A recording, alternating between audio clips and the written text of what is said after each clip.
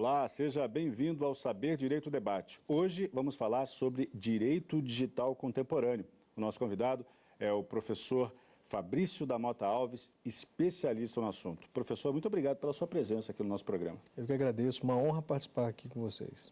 Me diga uma coisa, professor, no programa a gente sempre começa pela trajetória dos convidados, né? E a gente sempre tem aquele interesse especial em saber o que motivou o seu ingresso no mundo do direito. Era coisa de família, era uma tradição ou não tem nada a ver com isso? Não, na verdade, a minha trajetória é até bem peculiar, porque eu fui o primeiro advogado da minha família, né? Eu tenho 42 anos, me considero jovem ainda, mas realmente, quando eu optei por fazer direito, não havia nenhum advogado e nenhum estudante, não havia ninguém que profissionalmente estivesse direcionando para essa carreira. E eu mesmo não tive uma facilidade. Eu, antes de fazer direito, eu fiz ciência da computação, na UNB, na Universidade Federal aqui de Brasília. E apesar de ter ingressado na universidade com essa proposta, né, desse curso específico, no meio do caminho eu senti que não era bem o que eu gostaria de seguir. Apesar de até hoje eu ter afinidade, inclusive estamos aqui em função dessa afinidade com o digital, com a informática, mas eu percebi que não era exatamente o que eu gostaria de desenvolver.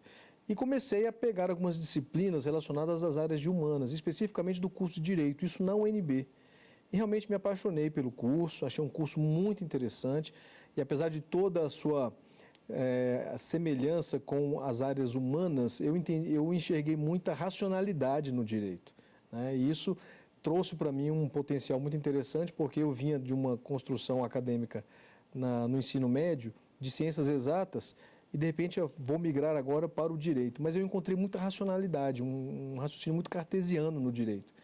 E acabei que consegui me desenvolver muito bem nessa área, consegui ter um bom desempenho e eu falei, agora eu vou seguir essa carreira de vez. E tranquei o curso de Ciência da Computação e segui até o final no curso de Direito. E não me arrependi nem um pouco. O senhor já adiantou aí que algumas disciplinas do curso de Direito o atraíram para o curso, né, disciplinas de Relações Humanas. E teve também algum professor importante até para consolidar essa decisão? Olha, seria injusto da minha parte citar um nome, mas realmente eu tive mestres muito qualificados, muito bons. A universidade, a Universidade de Direito em Brasília, de uma forma geral, ela tem professores muito qualificados. E isso realmente me estimulou muito, não somente em função dessa qualidade técnica, mas especialmente sobre a visão de mundo que eles apresentaram. Mas citar um nome apenas seria injusto da minha parte. O senhor se formou e já foi direto advogar ou foi estudar um pouco mais? Sim, não, eu na verdade, antes de concluir o curso de Direito, eu já estava estagiando num escritório, num grande escritório de São Paulo. Talvez tenha sido a porta de entrada realmente para o mundo da advocacia para mim, porque era um escritório com um nível de qualidade de prestação de serviço assim, excepcional, era realmente muito qualificado. E eu gostei muito daquele ambiente e realmente me encontrei no direito ali naquela oportunidade. Saí desse escritório, fui para o serviço público para a prestação de serviços de assessoria técnica e, em um determinado momento da trajetória, fui convidado para compor um outro escritório de advocacia como sócio. Ingressei nesse escritório como um dos sócios da banca e, ao final, resolvi abrir a minha própria banca de advocacia. Então, enveredei, após enxergar uma oportunidade de mercado com o direito digital, enxerguei nisso aí um potencial muito grande e falei, vou investir nisso aí. Realmente abri meu escritório, tenho uma sócia, uma banca pequena, somos 3 advogados, mas é uma banca extremamente especializada. E eu me sinto muito realizado agora, trabalhando como advogado autônomo e também no ramo que eu sempre desejei, que é o direito digital. Quando foi que o senhor decidiu, pelo direito digital, atuar nessa área? Na verdade, eu sempre gostei, né? Tanto é que fiz ciência da computação antes de fazer o direito e depois, ao fazer o direito, eu percebi um casamento perfeito entre direito e tecnologia, até um dos objetos das nossas aulas. Mas eu detectei realmente uma virada de oportunidade de mercado de atuação advocatícia com a tramitação do projeto de lei que deu ensejo ao Marco Civil da Internet. Eu enxerguei que ali sim a sociedade brasileira, o Estado brasileiro estava se organizando em torno de uma regulação do mundo digital. E essa regulação traria inevitavelmente diversas e infinitas possibilidades para atuação profissional. Quando eu percebi isso, eu decidi investir. Me dissociei do escritório anterior, peguei os meus recursos financeiros, montei minha própria banca e desde então tenho investido quase que exclusivamente no direito digital. Como é a sua rotina? Que tipo de casos são mais comuns lá no seu escritório? Atualmente, isso talvez seja até pela percepção da tecnologia na sociedade, os casos mais comuns são de crimes cibernéticos. Realmente é impressionante como que, a despeito da omissão legislativa, nós não temos aí uma legislação penal suficiente para dar resposta, mas apesar dessa omissão, os crimes têm acontecido cada vez mais e são cada vez mais sofisticados. A tecnologia avança, os criminosos avançam junto com a tecnologia.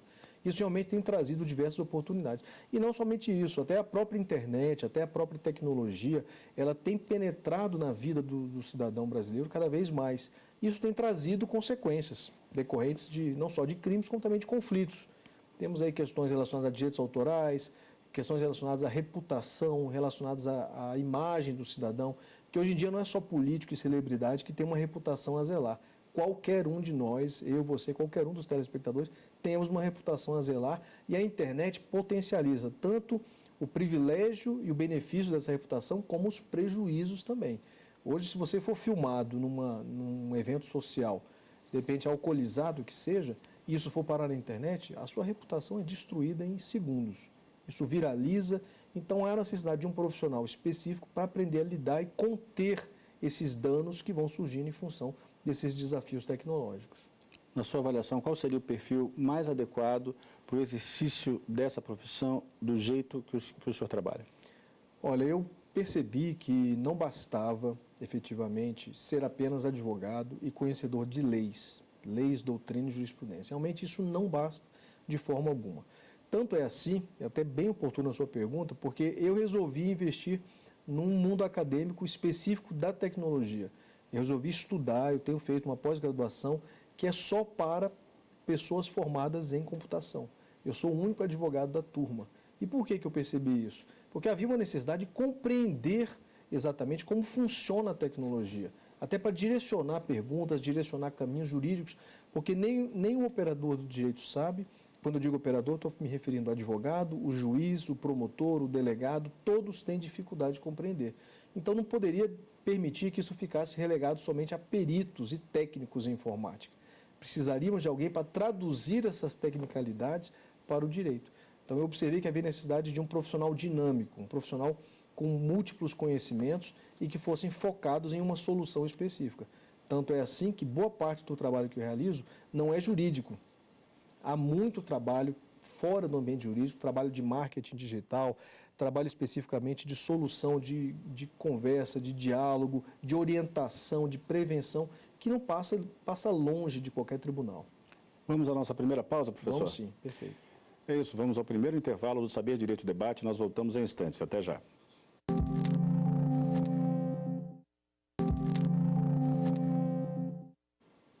O Saber Direito Debate está de volta. Hoje falamos sobre direito digital contemporâneo e o nosso convidado é o professor Fabrício da Mota Alves, especialista na matéria. Professor, durante a semana foram exibidas as aulas aqui na TV Justiça do curso que o senhor preparou e eu pergunto, em quem o senhor focou enquanto estava formulando esse curso? Olha, eu procurei estabelecer um público-alvo, né? Acho que é importante você direcionar o curso para um nicho específico da nossa sociedade. Eu pensei especificamente em estudantes de direito e, eventualmente, até mesmo em advogados recém-formados. Por que eu resolvi focar nesse público específico? Porque o direito digital é extremamente complexo, ele é multidisciplinar, é interdisciplinar. Então, você não consegue expandir o suficiente para destrinchar cada elemento do direito digital. Então, é necessário que isso fosse feito uma base geral e alguns elementos de direcionamento, diretrizes para o estudo e o conhecimento. A partir dessas diretrizes, qualquer um desses dois segmentos de públicos terão plenas condições de aprofundar o estudo, aprofundar os debates e desenvolver teses próprias, já que o direito digital é muito novo, muito recente. Então, não há um consenso de doutrina, um consenso de jurisprudência. Pelo contrário, a jurisprudência é vacilante, é extremamente contraditória e há necessidade de cada vez mais pessoas produzirem ideias novas para que cheguemos a um ponto de consenso mais adequado para a discussão jurisprudencial. O senhor entrou na faculdade pelas ciências da computação e aí eu pergunto qual é a relação que existe entre a tecnologia e o direito. Eu diria que é uma relação plena e absoluta de qualquer atividade humana que hoje se realize. Não existe atividade humana hoje que não seja feita de alguma forma através da internet ou de tecnologias. Tudo que nós fazemos, comunicação, relacionamentos comerciais, relacionamentos econômicos, políticos, tudo que nós produzimos, tudo que nós pensamos, estudamos, de alguma forma é materializado ou se dá através de tecnologia. Então, o direito se relaciona com a tecnologia na medida em que nós executamos esses atos, essas ações. A tecnologia sendo um instrumento da ação humana, tudo que nós fazemos tem consequências. Essas consequências podem ser positivas, ao ponto de construção de soluções, como destrutivas, a ponto de destruição das relações humanas e, efetivamente, produzindo danos aí a terceiros. Quando a gente fala em direito digital, é possível pensar num recorte do tipo até onde vai esse direito digital? Quais são os limites dele? O que ele abrange, enfim? É um desafio, sabe, Dari? Realmente não é fácil de definir, porque o próprio direito digital ele ainda não se encontrou como um ramo do direito. Ao longo dos cursos, quem assistiu os nossos cursos vai perceber que eu falo isso com muita frequência. O direito digital ele está presente em todos os outros ramos do direito. Se nós pensarmos aqui agora um exemplo de uma relação trabalhista, se ela for realizada através de uma tecnologia digital, você atrai o direito digital para dentro desse contexto. O direito penal, um crime cometido através da internet, você traz o direito penal e associa o direito penal com o direito digital. E assim sucessivamente, direitos do consumidor, o direito civil, as relações conjugais, hoje são muito frequentemente realizadas, inclusive construídas e destruídas através da internet. Nós temos vários casos de relações conjugais em que a internet é um parâmetro fundamental para a separação de um casal, para o divórcio de um casal. Então você tem vários e vários elementos. Eu diria que um recorte talvez possível do direito digital vem a partir da evolução normativa. O marco regulatório, o marco civil da internet foi um parâmetro muito bom, porque ele trouxe elementos muito específicos que só o direito digital disciplina, como é o caso da guarda de dados. A guarda de dados de conexão e de acesso a aplicativos, nenhum outro ramo do direito vai disciplinar. Ele é disciplinado especificamente pelo direito digital.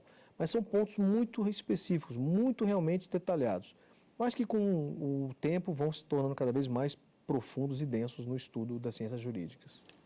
Sobre quais fundamentos legais se assentam as bases do direito digital? Eu acho que começa naturalmente com a nossa norma matriz, que é a Constituição Federal. Ela, quando estabeleceu os parâmetros de proteção e garantias e os princípios norteadores do Estado brasileiro, ela trouxe todos os elementos que o direito digital precisa para se desenvolver. Claro que há alguns elementos que atraem conflitos de normas constitucionais. É o caso de bloqueio de aplicativos.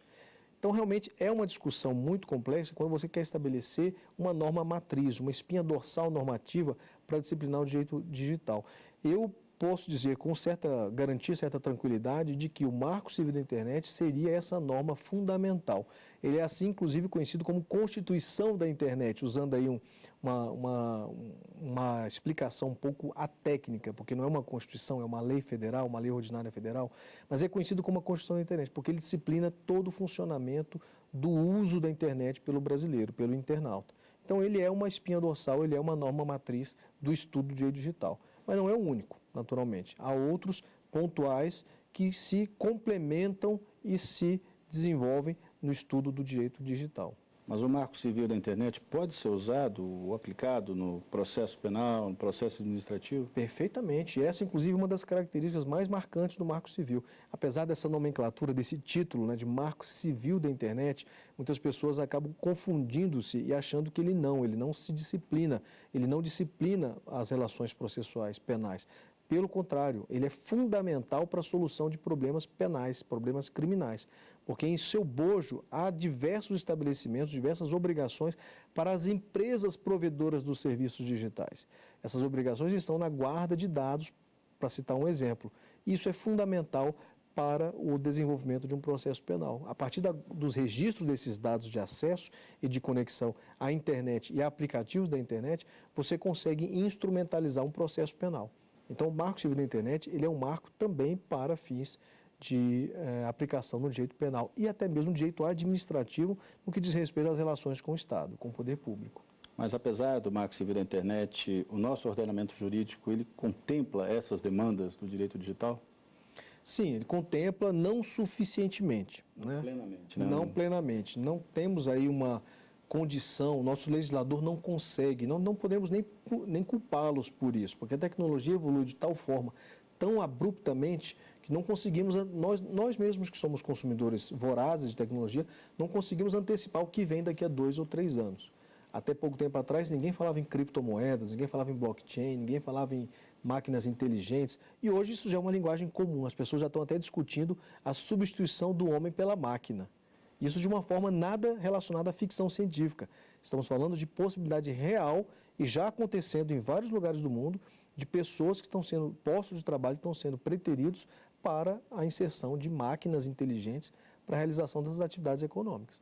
Então, realmente, é difícil para exigir do legislador que acompanhe a par e passo a evolução tecnológica com a evolução legislativa. Realmente é muito desafiador.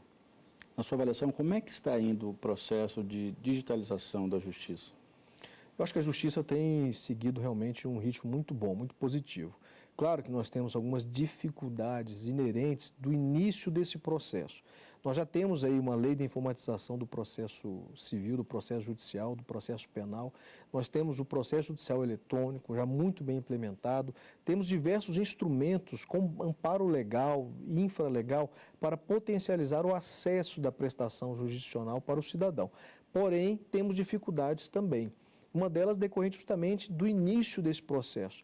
O PJE, que é o processo judicial eletrônico, por exemplo, ele existe em vários modelos diferentes. Isso dificulta, uma vez que você tem hoje uma possibilidade de trabalhar em qualquer lugar do Brasil. Isso dificulta, você tem que ter um acesso específico para cada tipo de tribunal. Então, são desafios que o CNJ há de resolver, seguramente. Vamos a mais um intervalo, professor? Vamos lá. É isso, a segunda parada aqui do Saber Direito Debate. Daqui a pouco voltamos nessa entrevista, não sai daí.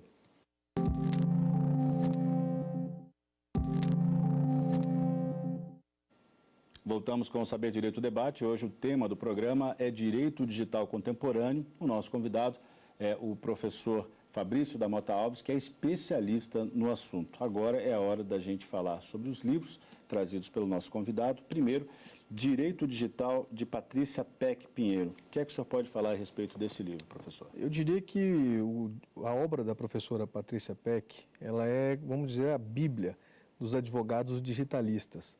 Ela é uma das advogadas precursoras do estudo do direito digital. Inclusive, a nomenclatura de direito digital foi basicamente cunhada por ela e potencializada por ela.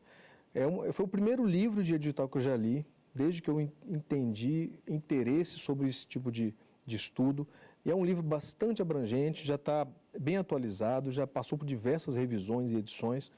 E hoje eu diria que é um dos livros mais relevantes e referenciais para quem deseja estudar. Isso tanto o estudante de direito como o profissional atuante também na área. Vale para concurseiro também? Eu diria que para concurso talvez ele seja um pouco denso. Eu acho que ele tem conteúdo muito abrangente, justamente pela dificuldade de destrinchar o estudo da ciência jurídica no âmbito do direito digital. Mas talvez para concurso ele tenha alguma relevância, mas eu não arriscaria esse palpite não. Eu acho que até mesmo os editais de concurso público não têm exigido tanto conhecimento em direito digital como a gente gostaria. O senhor também trouxe aqui Marco Civil da Internet Comentado, de Vitor Hugo Pereira Gonçalves. Exato. E sobre esta obra, o que o senhor falaria? Eu particularmente gosto muito desse livro. É um livro de um profissional muito qualificado, que eu tenho realmente o prazer de conhecer pessoalmente. E eu acho que ele é um livro muito atualizado, ele é um livro que foi compatibilizado com as novas regras do novo Código de Processo Civil. Isso é muito relevante para quem deseja atuar. Eu diria que é um livro que fomenta a atuação profissional, seja do advogado, seja do delegado de polícia, seja dos operadores dos órgãos de persecução penal. Realmente é um livro muito interessante, bastante atualizado, e é um livro que tem uma linguagem fácil, uma linguagem que você consegue absorver sem grandes esforços. Eu acho que vale a pena, eu recomendo. Nessa discussão toda sobre bloqueio de aplicativos de conversa, como o WhatsApp, esse livro também ajuda a esclarecer um pouco mais essa conversa? Sim, com certeza. Inclusive, o professor Vitor Hugo, ele tem uma opinião muito pessoal sobre essa discussão, porque ele enxerga a necessidade de enfrentar esse debate. Ele sabe da importância, ele coloca isso de forma muito clara, da importância de você estimular a liberdade de expressão, de você estimular as livres iniciativas econômicas do país, mas, por outro lado, precisamos de controle também sobre os ilícitos cometidos na internet. Ele tem essa dosimetria muito interessante e o equilíbrio entre um aspecto e outro. Até porque a internet não é uma terra de ninguém, né, professor? Não é mesmo. O senhor trouxe também aqui Marco Civil da Internet, de Jorge Salomão Leite e Ronaldo Lemos. que é que podemos falar sobre isso? Essa obra ela é uma obra muito profunda, muito densa, é uma obra muito qualificada. Eu diria que para aquele cidadão, aquele estudioso do direito digital, ou de outros ramos do direito que queiram fazer uma interseção com o direito digital, essa obra possa ser uma obra realmente divisor de paradigmas, porque o professor Ronaldo Lemos e o professor Jorge Salomão Leite são profissionais extremamente qualificados. Também conheço pessoalmente o professor Ronaldo Lemos e ele hoje é uma das referências do direito digital no Brasil e no mundo. Então, o livro dele é um dos primeiros que saiu com a temática específica do Marco Civil da Internet. Inclusive, o professor Ronaldo Lemos foi um dos que mais atuou na elaboração do projeto de lei e durante todo o processo legislativo dessa norma, e é uma das pessoas mais qualificadas para dar a compreensão da medida exata da importância do Marco Civil da Internet, sendo esse o marco regulatório que é, como dissemos, a espinha dorsal do direito digital. Uma discussão também muito comum sobre o uso da internet é quando muitas denúncias, às vezes, são divulgadas ou fabricadas e são colocadas em provedores do exterior para dificultar o acesso a quem as colocou. É difícil, né? É um desafio quase impossível solucionar isso. É um desafio inerente à própria capacidade de alcance das normas brasileiras. A gente cria leis que alcançam o exterior, mas não têm efetividade. Então é aquela história, né? Como é que nós vamos criar normas que resolvem, que respondem ao anseio, mas não resolvem ao problema? E a internet ela permite essa dicotomia. Realmente nós temos condições de legislar, mas não temos condições de dar efetividade à legislação. Hoje, qualquer pessoa pode entrar com uma ação pela internet? Isso já é possível? É acessível? Olha, nós temos a informatização do processo judicial. Isso é uma realidade no Brasil inteiro. O Conselho Nacional de Justiça ele vem implementando normas cada vez mais uniformizadoras da atuação dos tribunais para a satisfação dos processos eletrônicos, processos virtuais. Porém, o acesso do cidadão a esse tipo de conteúdo ainda depende de algumas etapas. Ele não consegue ainda hoje reunir os elementos todos que ele tem necessidade, atravessar esses elementos por uma plataforma digital e já dali começar o processamento. Ele precisa comparecer ao tribunal, obter auxílio de um servidor para reduzir a termo suas demandas, até porque o cidadão não pode exercer o jus postulante em qualquer situação, somente algumas em que a lei autoriza sem auxílio de advogado. Naquelas que tem que ter o auxílio de advogado, o advogado já pode fazer isso. O advogado já pode, de casa ou do escritório, carregar todos os documentos, a procuração do seu cliente e processar eletronicamente sem nem comparecer ao tribunal. Ele já pode iniciar os processos. O cidadão é que ainda depende de uma etapa presencial, que é para validar aqueles documentos e reduzir a termo todas as suas demandas, os seus requerimentos para o juiz. Para encerrar a nossa conversa aqui, professor, um outro assunto muito palpitante nesses últimos tempos é o direito ao esquecimento. O que é isso? Como funciona? Como é que o senhor tem lidado também com essa questão? O direito ao esquecimento, ele tem duas peculiaridades. No Brasil, ele tem seguido um viés um pouco diferente do que foi estabelecido no mundo inteiro. O direito ao esquecimento não é uma novidade relacionada à propriamente tecnologia, não é.